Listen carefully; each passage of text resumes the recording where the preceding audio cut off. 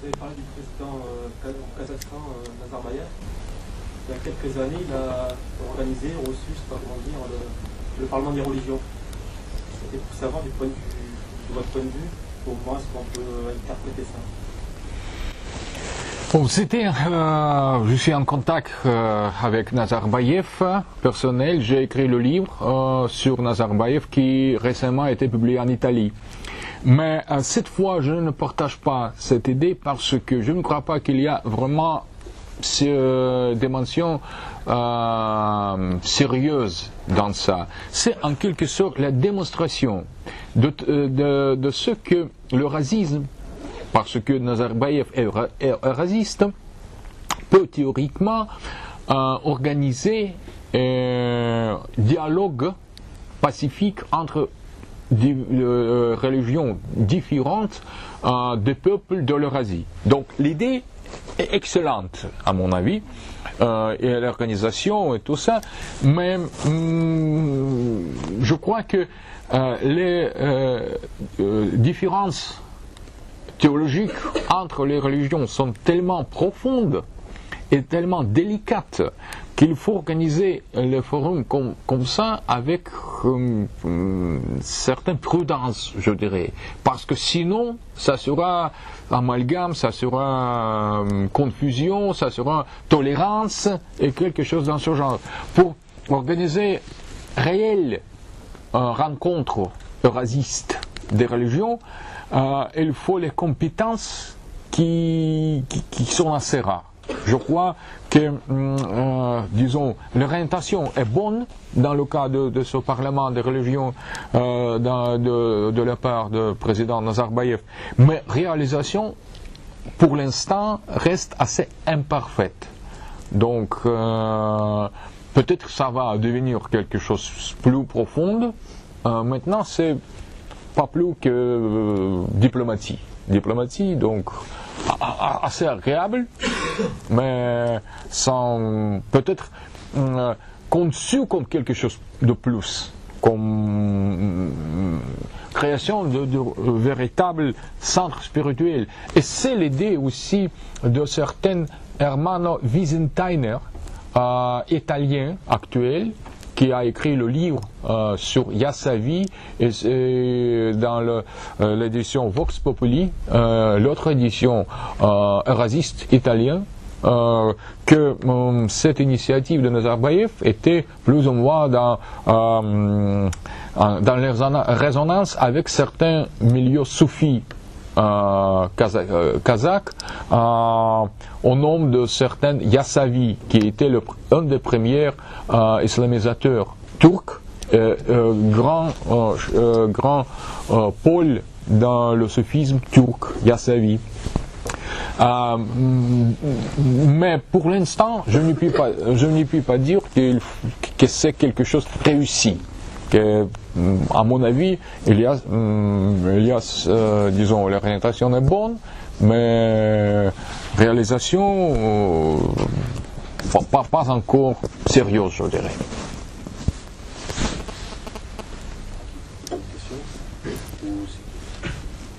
Ne pensez-vous pas que le peuple russe ou l'orthodoxie, ou tous les peuples en l'occurrence de l'Est, en l'occurrence la religion russe orthodoxe,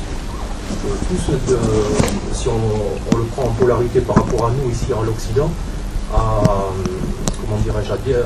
découvrir, à faire une forme de synthèse, de syncrétisme avec les autres cultures. Je pensais à Georges Gurdjieff, le mystique, qui, j'ai vu, rencontre avec des hommes remarquables, et j'ai vu en fin de compte qu'un type comme ça ait fait l'effort en fin de compte en tant que chrétien orthodoxe, je pense qu'il était orthodoxe, de découvrir ainsi de notre culture et de faire une forme de syncrétisme. Je le vois aussi avec par exemple le national-bolchevisme qui comment dirais-je, j'avais découvert ça en lisant la révolution conservatrice en fin de compte dans les années 30. Il y a d'ailleurs les intellectuels de cette période-là disaient qu'en fin de compte l'Europe ici en Occident ne faisait pas partie en fin de compte de ce qu'ils appelaient la Mitteleuropa, c'est-à-dire les peuples pensaient aussi que l'Allemagne ne faisait pas partie en fin de compte de l'Occident en fin de compte à cette époque-là. Et donc, ce qui me frappe en fin de compte, que ce soit autant dans l'ésotérisme avec quelqu'un comme Gurdjieff ou alors dans la pensée politique, je trouve qu'à l'Est, il y a cette formidable pensée à toujours faire des synthèses, que ce soit le national-bolchevisme ou Gurdjieff, à travers le fait d'aller voir tous les pôles de tradition, de s'intéresser à beaucoup de choses.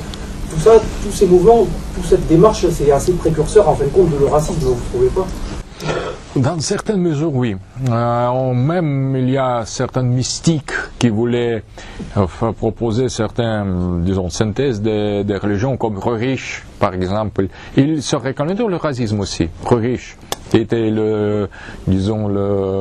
mystique. Peut-être, mais juste dans ce sens, je suis guénonien. Et je crois qu'il y a, disons, les spiritualités parodiques qui proposent leur synthèse avant les réalisations spirituelles dans le cadre de la religion orthodoxe.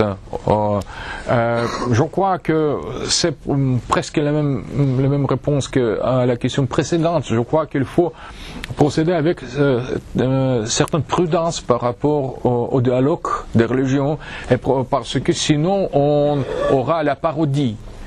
Parce que Guénon disait que peut-être vers certaines phases historiques, il n'y aura plus le conflit entre la religion et le matérialisme, mais entre la religion et la parodie de la religion, pseudo-religion ou anti-religion en quelque sorte. Et il a stigmatisé ce phénomène-là par le nom néo-spiritualisme.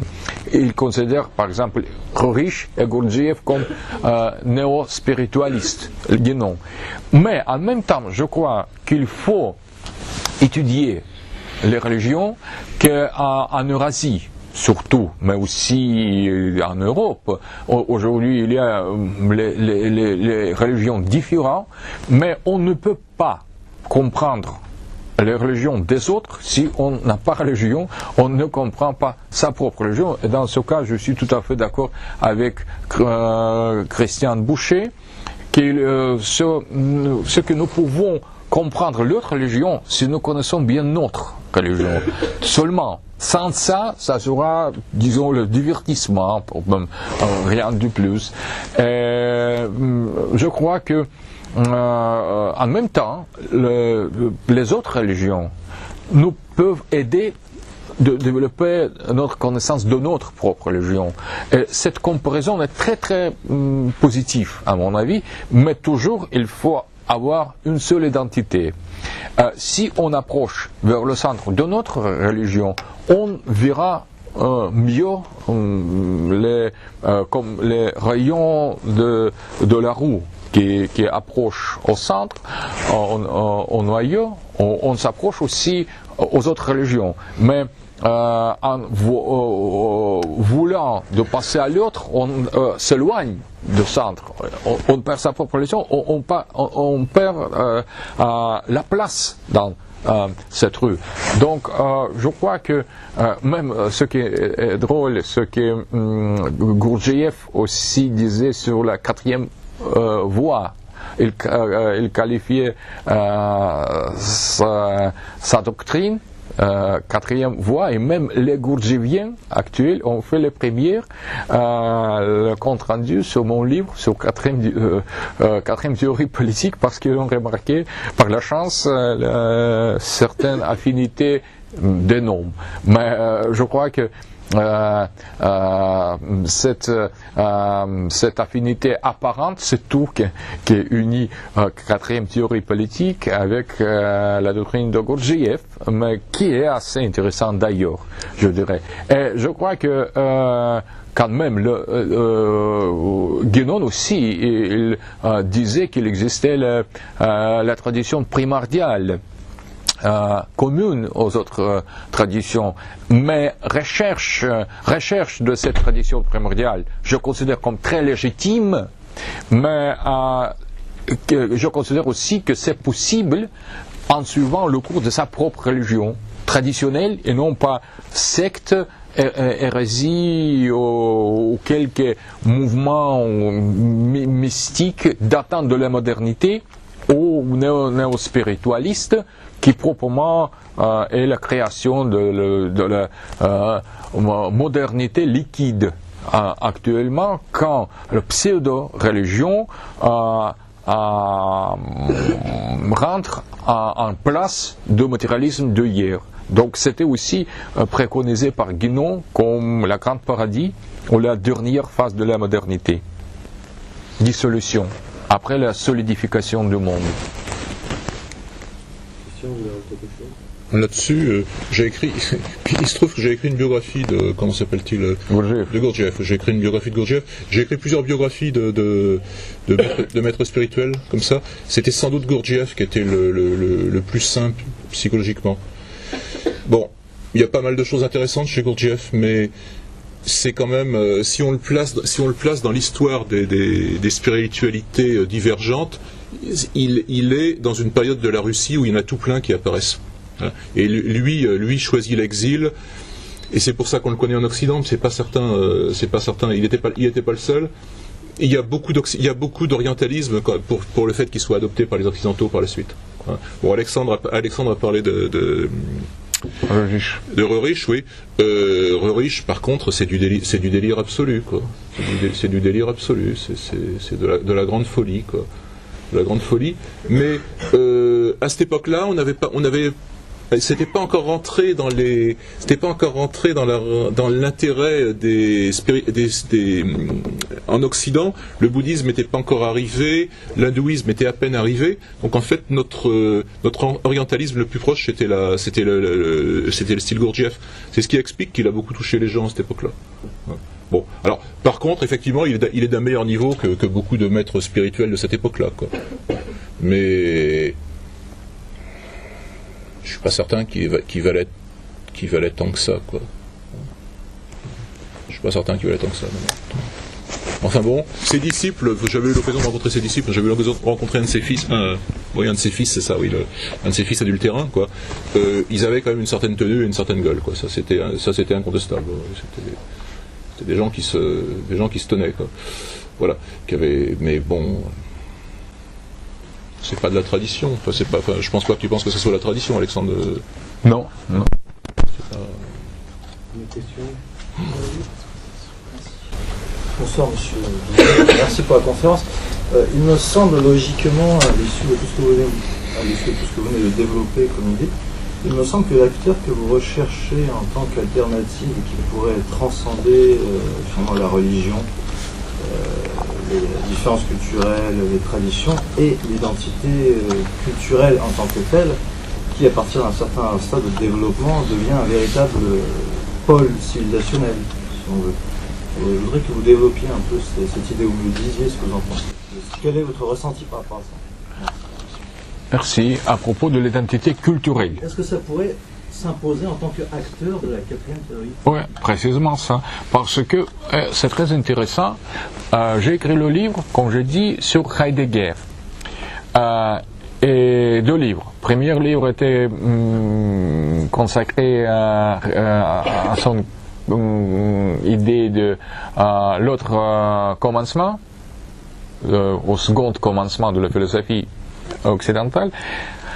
Et deuxième livre était consacré à Heidegger et la Russie, et la philosophie russe, où je suis arrivé à la conclusion que Dasein, qui pour Heidegger était, disons, le plus universel que peut exister, n'était pas tellement universel, parce que, en comparaison avec l'instance similaire dans la culture russe, on arrive à la conclusion que quelque chose ne marche pas, que certaines existentielles, il appelle ça en allemand existentiel, ne correspondent pas dans les existentielles de Dasein russe. Donc il y a multiplicité de Dasein, multitude de Dasein, donc Dasein c'est quelque chose qui se trouve en base de l'identité culturelle. Et donc s'il y a la multitude ou multipolarité des Daseins, ça explique en quelque sorte la multitude des pôles et des civilisations. Je crois que ce que vous avez demandé, si j'ai compris bien, comment passer de cette identité culturelle au Dasein vers l'expression politique. C'est vraiment, c'est extrêmement intéressant. Ce sort des recherches est seulement commencé. Il n'y a pas des grands résultats, pas encore. Mais, premièrement, nous voulions rassembler les termes qui sont plus ou moins résonnants par rapport à l'identité culturelle. C'était le terme peuple, qui est porteur de l'identité culturelle. C'est aussi le terme logos, mais avec minuscule, un des logoi. Donc ce n'est pas logos universel, mais certains logos de la civilisation. Les Chinois ont leur propre logos, l'Europe, c'est bien évident, mais les Russes, nous avons notre logos. Qu'est-ce que c'est? C'est pas tellement facile de répondre. J'ai consacré quelques livres à ce problème, mais on peut parler de certains logos russes, de logos Dostoïevski, assez paradoxal. Mais quand même, l'idée comment de passer de Dasein, identité culturelle, peuple et logos, vers la politique. Donc, dans la politique, ce n'est pas ni parti, ni l'État, state, ni nation, mais quelque chose d'autre.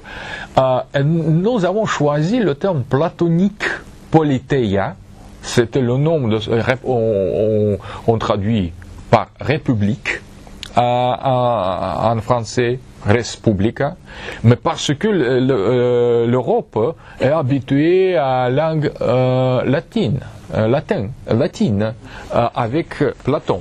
Si on retourne aux sources, on a l'affaire à politeia, le terme grec, qui ne signifiait pas ni cité, ni État au sens territorial, ni l'Empire, mais était utilisé comme certaines organisations de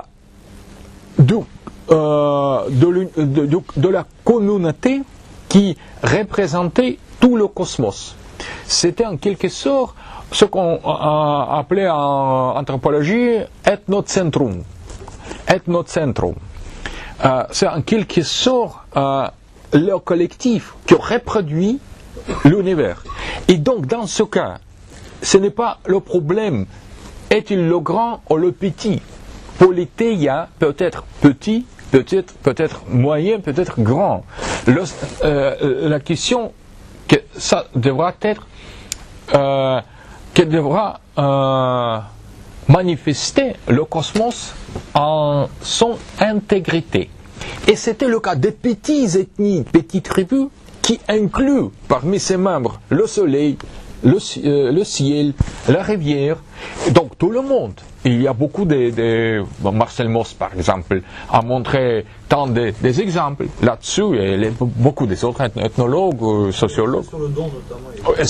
Précisément, il y a beaucoup de passages là-bas sur cette inclusivité de tribus par rapport au monde entier. Donc, c'est la politeia.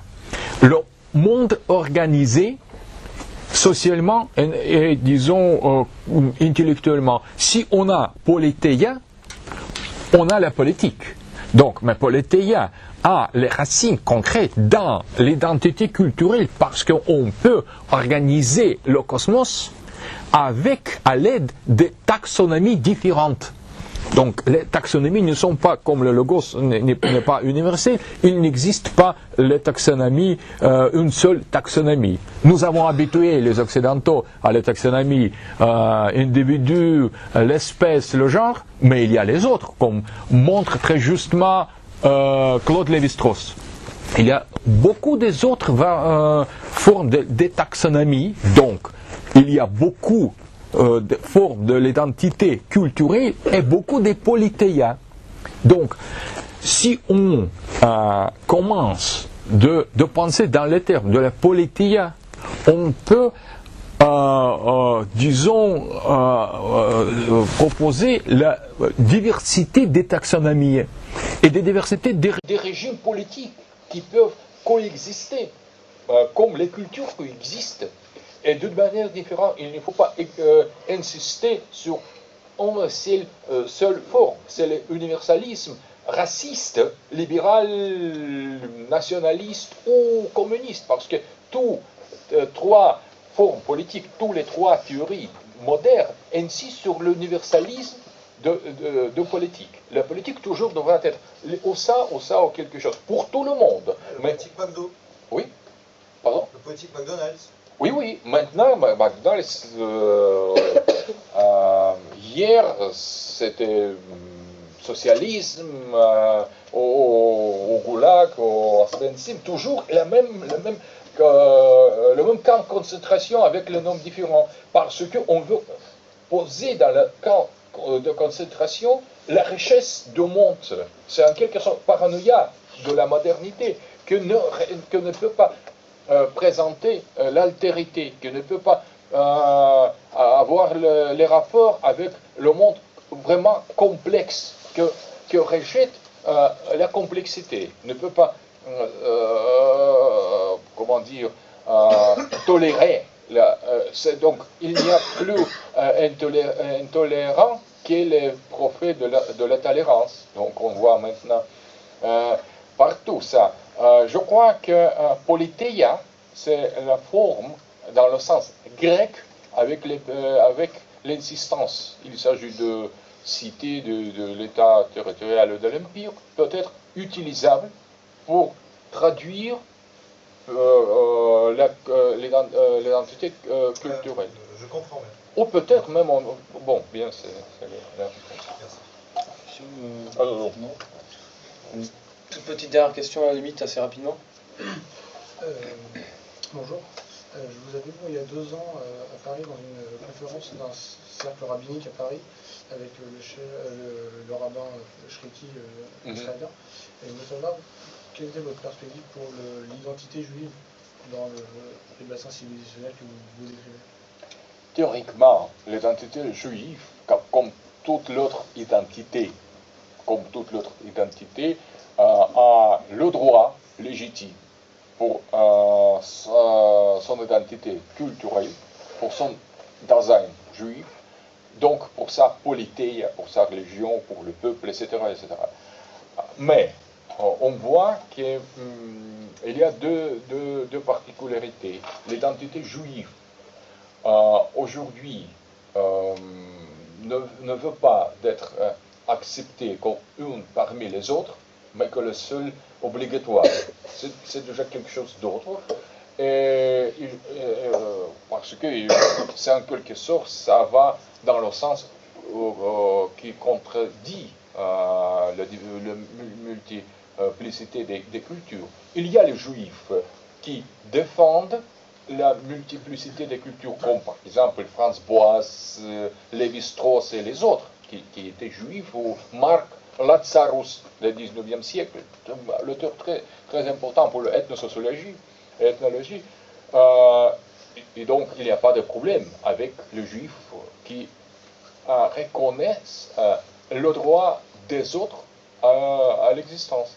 Mais il y a aussi, hélas, la tendance dans le judaïsme, et surtout dans le judaïsme sécularisé, qui prétendent poser les règles pour les autres. Ou tu acceptes le judaïsme comme l'exemplaire, ou tu es sous-homme. Il y a beaucoup d'exemples, hélas. Donc, ça n'est pas acceptable. Et d'autre côté, il y a le phénomène quand les juifs ne reconnaissent pas leur identité, mais non reconnaissent plus l'identité des autres.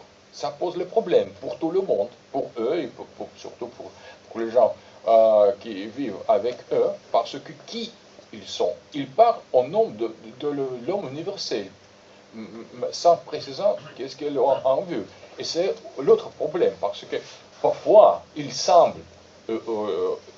peut sembler qu'il s'agit de l'identité cachée. Ils cachent leur identité juive en prétendant n'avoir aucune identité collective, mais en même temps, disons, ou en prétendant avoir l'autre identité, non pas juive, ce qui n'est pas honnête à mon avis. Peut-être il y a les juifs qui perdent leur identité, vraiment. Et les rabbins, par exemple, le rabbin Shriki, appelle ça le Reb Rav. Les juifs qui ont perdu leur identité, pour certains rabbins traditionnalistes, sont les pires que non-juifs, que les ennemis des juifs, que des mondes. Et la guerre eschatologique du judaïsme orthodoxe selon ces rabbins-là consistera dans la lutte contre les juifs perdant leur identité, contre Erev Rav. C'est certains Gaon de Vilna affirment. Donc, s'il y a parmi les juifs religieuses, traditionnalistes, les gens qui acceptent la multipolarité et la pluralité des cultures et d'identités culturelles, et s'ils considèrent, comme nous, que ces gens-là, sans identité, qui nous imposent leur vérité absolue au nom de quelques idéaux abstraits totalement, qui devront, selon eux, obligatoires.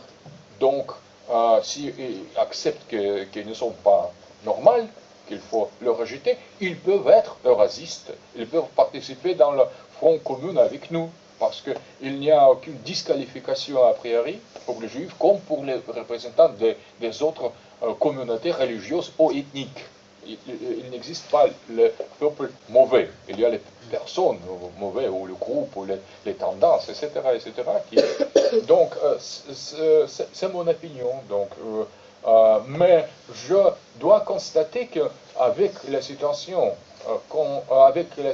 en Syrie, la situation devient pire et pire, parce que même les juifs qui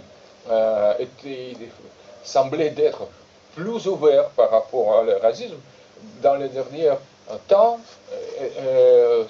montrent certains doubles étendards par rapport à la Syrie, par rapport à l'Iran, par exemple.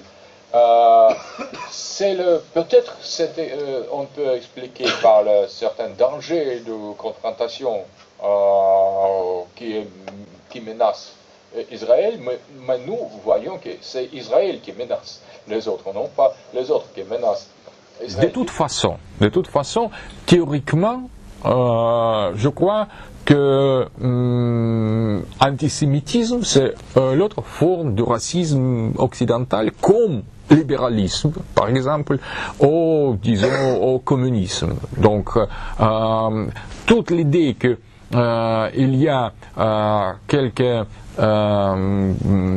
buts universels ou quelques groupes sociaux exemplaires pour tous les autres, qui parlent au nom de l'homme universel, je crois que c'est inadmissible et incompatible avec pluraliste et ouverte, inclusive vision de quatrième théorie politique de l'eurasisme.